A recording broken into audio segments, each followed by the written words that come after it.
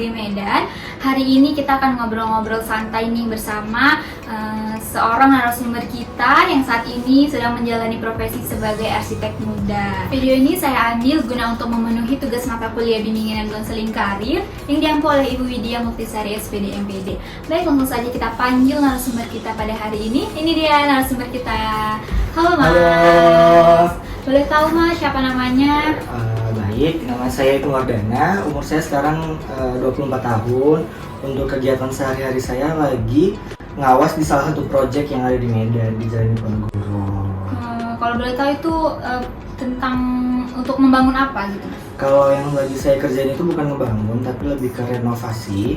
Ada salah satu gedung di Jalan Diponegoro, namanya kalau tahu itu nama gedungnya Konsulat Jenderal Malaysia. Itu lagi ada pekerjaan di salah satu hallnya, renov hall gitu.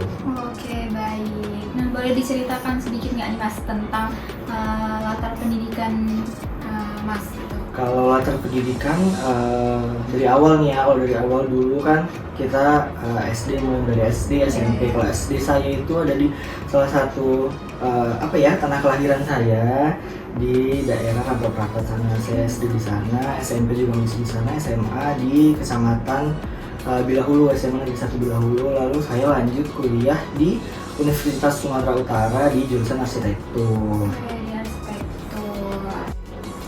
Oke, baik. Selama berkuliah nih, pengalaman apa yang atau organisasi atau ada apa yang Mas ikuti di dalam kampus atau di luar kampus gitu? Kalau di kampus dulu saya ada salah satu ikut organisasi kampus sih, namanya Ikatan Mahasiswa Arsitektur, yang memang di lingkup hanya sebatas jurusan arsitektur Universitas Sumatera Utara. Setelah itu saya waktu kuliah juga ada magang di salah satu kantor di bagian Medan Johor. Itu hanya sekitar sebulan gitu. Kalau boleh tahu nih Mas, berapa lama nih Mas sudah menjalani profesi sebagai arsitek ini? Kalau saya itu masih tergolong sebagai dibilang arsitek, iya bisa arsitek, tapi arsitek masih belajar lah, masih junior, masih muda gitu. Kalau saya udah menjalani itu sekitar 2 tahun, karena saya selesai dari kuliah itu tahun 2022. Nah, kalau boleh tahu nih Mas, apa sih pertimbangan Mas tuh mengambil profesi ini kan dari banyaknya karir gitu kan? Kenapa Mas memilih karir ini sebagai profesi Mas? Kenapa saya menjadi arsitek ya, memilih menjadi profesi sebagai arsitek? Salah satunya karena pembangunan itu kita lihat semakin pesat ya. Jadi saya pikir apabila saya menjadi arsitek, berarti kan peluang kerjaan saya itu semakin ke depan itu semakin lebar, karena semakin banyaknya perkembangan, pembangunan. Apalagi zaman sekarang untuk rumah-rumah aja orang-orang udah pada berlomba-lomba untuk pakai jasa seorang arsitek, karena mereka ingin punya rumah yang sesuai dengan keinginannya, desainnya, dengan isi rumahnya itu ingin sesuai dengan keinginan mereka. Jadi mereka memerlukan jasa seorang arsitek guna menyalurkan keinginan mereka. Kemudian Mas kan udah menjalani profesi ini tuh udah bisa dibilang udah hampir lama juga ya, 2 tahun gitu. Nah, hal positif apa nih yang Mas dapatkan setelah melakukan atau setelah menjalani profesi ini gitu? Salah satu hal positif yang bisa saya ambil dari setelah menjalani pekerjaan ini ya, salah satunya komunikasi kita.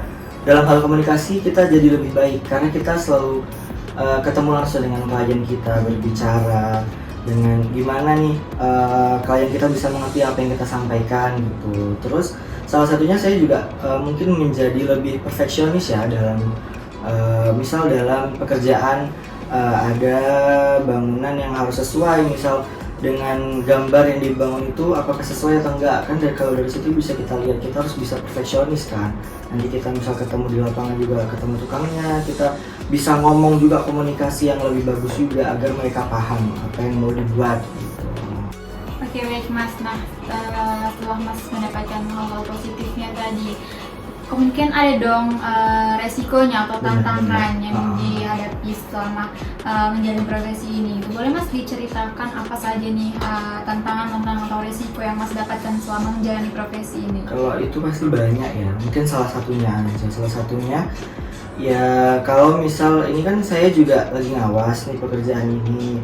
Salah satu tantangannya yaitu tadi kita bisa ngebangun apa yang kita gambar itu jadi 100% sama atau tidak dengan yang dibangun nanti. Pastinya nggak mungkin 100% sama ya, cuman itu tadi tantangannya, kita harus mengusahakan bagaimana sesuatu yang kita buat itu, sesuatu yang kita gambar itu bisa terbangun sesuai 90% lah mirip dengan apa yang kita kerjain. Itu salah satu tantangannya itu sih. Oke, Kalau baik. tantangannya banyak sih yang lain. Kan misalnya itu kan kalau pembangunan itu kan mesti pakai target gitu kan mas. Bener. Nah, pernah mengalami nggak sesuai target, misalnya targetnya itu 3 bulan gitu. Pernah nggak sampai nggak memenuhi nih sampai 3 bulan, lebih dari 3 bulan gitu? Kalau itu pasti ada sih, tapi balik lagi ke klien, ke owner kita, itu bisa kita bicarain langsung. Kalau misalkan target kita misal 3 bulan tidak tercapai, itu masih bisa kita omongin dengan owner. Owner memberikan kelapangan waktu atau enggak, biasanya mereka akan memberikan kelapangan waktu lagi sampai ya tetap mereka kasih waktu misal sebulan lagi nih gitu, tapi harus benar-benar selesai gitu. Jadi kita usahain, itulah tantangannya juga, kita usahain pekerjaan kita selesai dalam waktu yang sudah dikasih gitu. Oke, baik mas. Kan setiap orang tuh punya targetnya gitu kan, mulai dari sekarang, kemudian setelah lulus nanti. Sebagai contohnya saya nih kan, saya sedang kuliah nih, menjalani semester 3 ini kan, saya juga memiliki target pada saat ini, kemudian saat kuliah, kemudian 5 tahun ke depan gitu. Nah, kalau boleh tahu mas, target 5 tahun ke depan yang mas miliki itu apa? Kalau saya sih pengennya, kalau arsitek yang khususnya di Medan ini, kalau mereka itu rata-rata sudah punya studio sendiri. Kalau saya sekarang kan masih di bawah nama studio orang lain juga.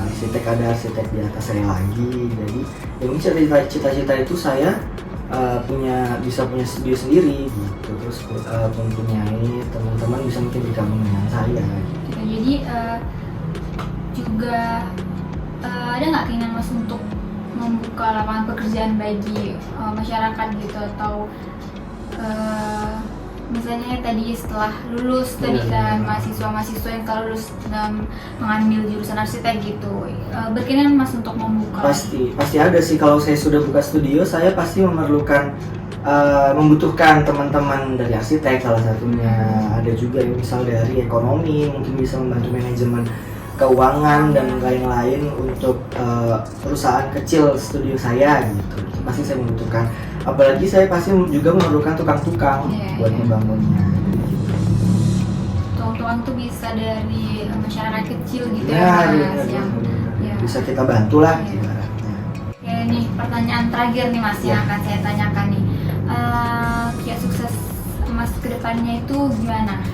Kalau dari saya, salah satunya kita harus tetap belajar ya, karena semakin berkembangnya salah satunya di dunia arsitektur ini banyak sekali perkembangan yang harus saya ikuti, inovasi-inovasi yang harus saya ikuti. Kayak zaman sekarang aja kita bisa menghidupkan, mematikan lampu hanya dengan suara gitu. Itu harus saya lebih belajar lagi. Tetap yang paling utama sih harus tetap belajar untuk bisa mengikuti perkembangan zaman.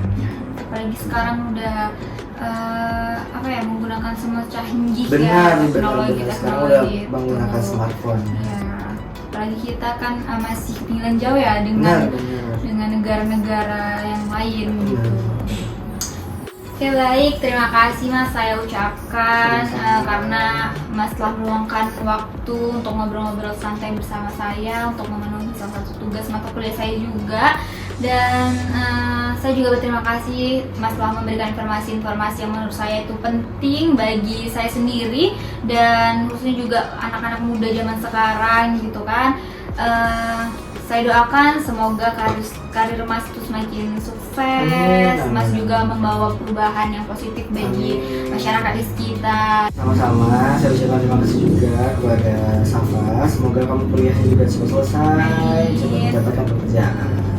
Terima kasih doanya mas, dan cukup sekian dari ngobrol-ngobrol santai kita nih teman-teman.